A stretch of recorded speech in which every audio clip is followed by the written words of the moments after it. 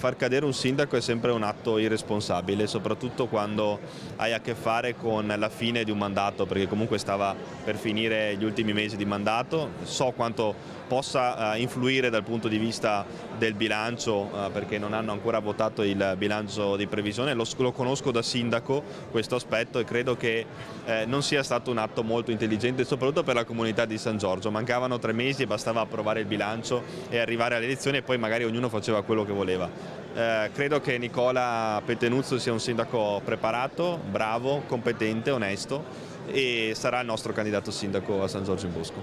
C'è anche un leghista della prima ora come Miatello dall'altra parte. Miatello non mi risulta più leghista da un po' di tempo, anche perché si è staccato dalla maggioranza e per noi automaticamente questo comporta l'autoesclusione dal partito.